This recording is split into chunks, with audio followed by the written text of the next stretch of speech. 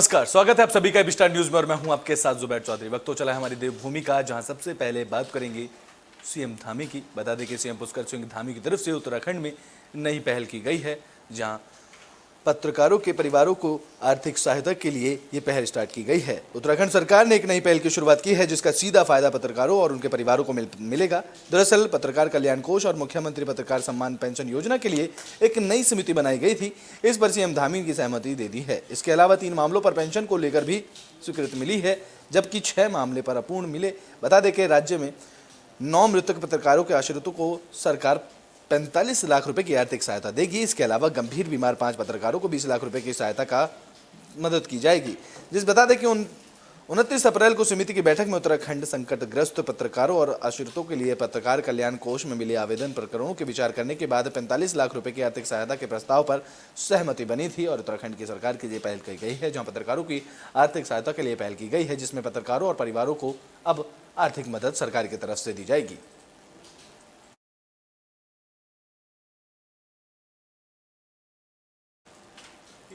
तो उत्तराखंड की पूर्व मुख्यमंत्री हरीश रावत का बड़ा बयान सामने आया है। उन्होंने कांग्रेस पार्टी को एकजुट करने के लेकर बड़ा बयान दिया है। तो उत्तराखंड के पूर्व सीएम हरीश रावत का बड़ा बयान सामने आया है। वह उत्तराखंड की सियासत को पूरी करने की राह एक्टिव नजर आ रहे हैं। दरअसल हरीश रावत ने सोशल मीडिया पर एक पोस्ट किया, जिसमें उन्होंने कहा है कि वे दिल्ली जाकर कांग्रेस नेतृत्व को कर्नाटक की जीत की बधाई देंगे। हरीश रावत के मुताबिक ये उनका सियासी उद्देश्य दिल्ली से लगभग आखिरी प्रवास होगा। इसके बाद वह अपना बाकी जोर उत्तराखंड में कांग्रेस को वापस सत्ता में लाने के लिए लगाना चाहते हैं। हरीश रावत के मुताबिक 2017 में उनके संपूर्ण नेतृत्व में उत्तराखंड में कांग्रेस की हार हुई है। ऐसे में अगर कांग्रेस का नुकसान हुआ है तो उसकी भरपाई की कोशिश भी उन्हें ही करनी है, जिसका जिम्मा उन्होंने उठाया है। उन्होंने कहा है वो कांग्रेस को सत्ता में लाने का प्रयास करेंगे।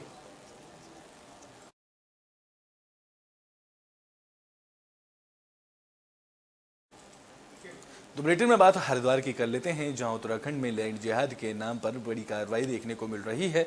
बता दें कि इस दौरान वक्फ बोर्ड के अध्यक्ष शादाब शम्स का बड़ा बयान सामने आया है। तो उत्तराखंड में लैंड जिहाद के खिलाफ ताबड़तोड़ कार्रवाई देखने को मिल रही है, जहां वक्फ बोर्ड के अधीन आने वाले कुछ मजार संचालक अवैध रूप से चला रहे हैं, जिस पर वक्फ बोर्ड के अध्यक्ष शादाब शम्स का बड़ा बयान सामने आया है। उन्होंने कहा है कि इन मजारों के संचालक इन्हें निजी स्वार्थ के लिए चला रहे हैं। दरअसल बीते दिनों हरिद्वार के आर्यनगर में चंदन पीर मजार को तोड़ा गया था, जिसके बाद से विपक्षी राजनीतिक पार्टी के सामाजिक संगठनों ने वक्फ बोर्ड के अंतर्गत आने की वजह से कार्रवाई को गलत बताया था। जिसके बाद शादाब शम्स का कहना है कि चंदन पीर मजार अनजाने में टूटी है। संचालक ने किसी निजी स्वार्थ की वजह से पहले नहीं बताया कि यह मजार वक्फ बोर्ड के अंतर्गत आती है। पोषित लोग थे जिन्होंने अवैध मज़ारों पे के नाम पर कब्जे किए हुए थे, और आज जब ये चीज़ें खुल रही हैं तो आप मुझे बताइए, कहीं बोर्ड लगा हुआ था कि वक्फ बोर्ड संख्या फला फला रोज जगह तोड़ी गई हो? चंदन पीर वक्फ बोर्ड की दरगाह थी, ये बाद में बताया उन लोगों ने, क्योंकि अगर वक्फ बोर्ड को बता देंगे तो वक्फ बोर्ड का इन्वॉल्वमेंट हो जाएगा। खुद अपनी प्रॉपर्टियों को अपनी पर्सनल प्रॉपर्टी लोगों ने बनाई हुई थी और उसकी कमाई अपने आप खा रहे थे, इसलिए वो लोग नहीं चाहते थे कि ये बात वक्फ बोर्ड को भी पता चले। सेटिंग गेटिंग के साथ ये कहानी चल रही थी, वो तो अनजाने में टूटी।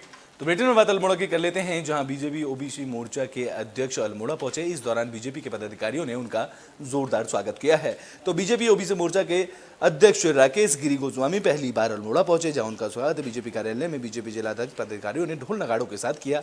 बता दें कि अल्मोड़ा पहुंचे ओबीसी मोर्चा के अध्यक्ष ने यहां बीजेपी पदाधिकारियों के साथ बैठक की, जिसमें कई मुद्दों के साथ आगामी चुनाव को लेकर चर्चा की गई है। आज ये अल्मोड़ा जनपद की भारतीय जनता पार्टी ओबीसी मोर्चे की हमारी जिले की कार्य समिति है। इससे पहले हमारी प्रदेश की कार्य समिति रुद्रपुर में हुई थी, तो उसमें हमारी सह प्रभारी बहन रेखा वर्मा जी, हमारे बहुत ही सम्मानित प्रदेश अध्यक्ष आदरणीय महेंद्र भट्ट जी, हमारे संगठन महामंत्री आदरणीय अजय कुमार जी, तो ऐसे हमारे वरिष्ठ नेताओं का हम लोगों को मार्गदर्शन भी मिला था। उसी के निमित्त एक संगठनात्मक जो हमारा काम चल रहा है। में बात कर लेते हैं उत्तराखंड के बॉर्डर इलाके के पास वाले गांवों की, जिनको योजना के तहत गुलजार होने की संभावना जताई जा रही है। बता दें कि वाइब्रेंट विलेज प्रोग्राम के तहत सीमावर्ती गांव के लिए एक नई योजना बनाई गई है। केंद्र सरकार वाइब्रेंट विलेज योजना प्रोग्राम चला रही है, जिसके जरिए चीन और नेपाल से सटे उत्तराखंड के सीमावर्ती गांवों में विकास की नई कवायद शुरू हो चुकी है। बता दें कि हाल ही में पीएम मोदी के माणा गांव में भी प्रथम गांव का दर्जा दिया गया, जहां वाइब्रेंट विलेज प्रोग्राम के तहत इन गांवों में आजीविका सुधारने का काम किया जाएगा। साथ ही संस्कृति की रक्षा, पर्यटन और रोजगार को बढ़ावा देकर गांवों को खुशहाल बनाया जाएगा और इससे न सिर्फ पलायन रुकने में मदद मिलेगी, बल्कि गाँव खाली न होने से देश की सीमाओं भी सुरक्षित होंगी। वाइब्रेंट विलेज प्रोग्राम के तहत जिला प्रशासन की रिपोर्ट तैयार किया जा रहा है, जिसके बाद राज्य सरकार केंद्र सरकार को प्रस्ताव भेजेगी और इन सभी मंजूर किया जाएगा। डेफिनेटली, मतलब टूरिज्म इन जनरल रखा गया है। ठीक है, बॉर्डरिंग एरियाज हैं तो वो बॉर्डर टूरिज्म में खाई जाता है। आज की डेट में आप सभी जानते हैं, लास्ट विलेज करके माना भी लोग पहुंचते हैं, जिसको हमारे प्रधानमंत्री जी ने फर्स्ट विलेज का दर्जा दिया है। तो इसी प्रकार से बाकी इस तर्ज पे भी और गाँव को भी। तो बुलेटिन में बात मसूरी की कर लेते हैं, जहां व्यापारियों ने प्रदर्शन किया है। बता दें कि व्यापारी ने माल रोड पर अव्यवस्थाओं को लेकर प्रदर्शन किया है और जिस दौरान जमकर नारेबाजी की गई है। तो बात कर लेते हैं मसूरी की, जहां माल रोड पर फैली अवस्थाओं को लेकर व्यापारियों ने प्रदर्शन किया है। जहां गांधी चौक पर Mussoorie traders and welfare association ने गांधी चौक पर प्रदर्शन किया और प्रशासन पर अनदेखी का आरोप लगाया है। इस दौरान व्यापारियों का कहना है कि मसूरी का पर्यटन सीजन शुरू होने से है, लेकिन मसूरी माल रोड पर जनवरी से चल रहा पूर्ण निर्माण और सौंदर्यीकरण का काम पूरा नहीं हो सका है, जहां काम की धीमी गति की वजह से माल रोड में अव्यवस्था देखने को मिल रही है, जिससे मसूरी का पर्यटन सीजन प्रभावित होगा और व्यापारियों को आर्थिक नुकसान झेलना पड़ेगा। उन्होंने कहा है कि मसूरी का प्रशासन माल रोड के कामों को समय पर पूरा करने को लेकर पूरी तरह से फेल साबित हो गया है। जो ये माल रोड सुधारीकरण सौंदर्यीकरण का कार्य हुआ था, ये 31 मार्च की डेडलाइन के लिए तय हुआ था और ये कार्य 27-28 जनवरी में शुरू हुआ था और इस बार मौसम भी अच्छा रहा, लेकिन कार्य 31 मार्च तक पूरा ना हुआ। उसके बाद प्रशासन द्वारा 20 अप्रैल की तिथि दी गई। जब हमने 19 अप्रैल को मीटिंग करी प्रशासन के साथ, तो उन्होंने 30 अप्रैल की डेट दी। 30 अप्रैल के बाद 11 मई हो गई है। पूरी मसूरी अस्त व्यस्त है। मसूरी में खासकर किताब घर में कॉबलिंग का सामग्री ढेरों की संख्या में पड़ी हुई है। मलबे के ढेर पड़े हुए हैं। पद्मी निवास से झूलागढ़ तक हर जगह मलबे ये मलबा है।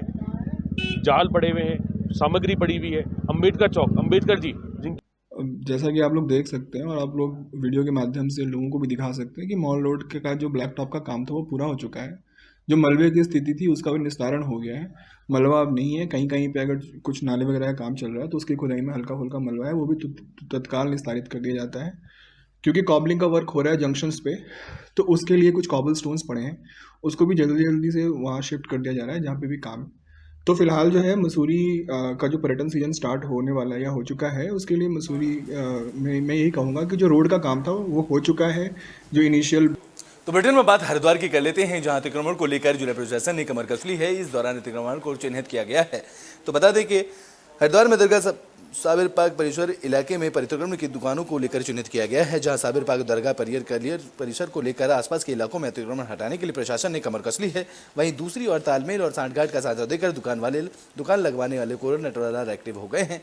सूत्रों से मिली जानकारी के मुताबिक साबिर पाक दरगाह पीरान कलियर में के मेन गेट पर करीब 10 से 12 दुकानें गैरकानूनी तरीके से लगाई गई हैं, जहां अतिक्रमण को हटाने के लिए इन दुकानदारों को दरगाह परिसर से बाहर ही दुकानों के अंदर दुकानें अलॉट की गई थी, लेकिन दुकानदारों ने अलॉट की गई दुकानों को या तो बेचकर या फिर किराए पर चढ़ाकर दोबारा फिर से दरगाह परिसर क्षेत्र में ही अपनी दुकानें जमा कर अतिक्रमण कर दिया है, जिससे दरगाह के मेन गेट का एरिया कंजेस्टेड हो गया है। साथ ही दूर दराज से आने वाले लोगों को खासी दिक्कतों का सामना करना पड़ रहा है।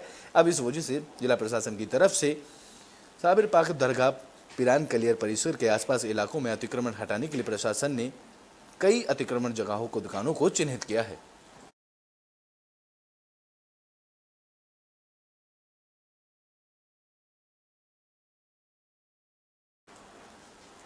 तो बुलेटिन की आखिरी में बात बद्रीनाथ धाम की कर लेते हैं, जहां मौसम सुहाना होते ही बद्रीनाथ धाम पर श्रद्धालुओं की भीड़ उमड़ पड़ी है।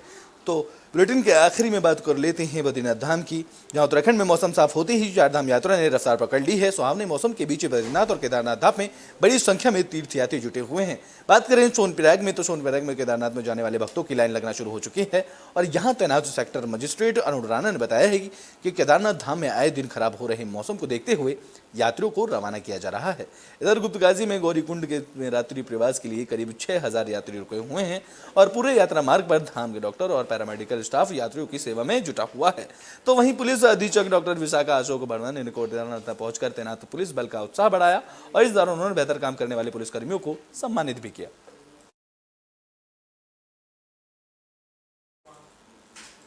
तो उत्तराखंड के बुलेटिन हमारी देवभूमि में भी के लिए बस इतना ही। देश और दुनिया की तमाम खबरों के लिए देखते रहें एविस्टा न्यूज।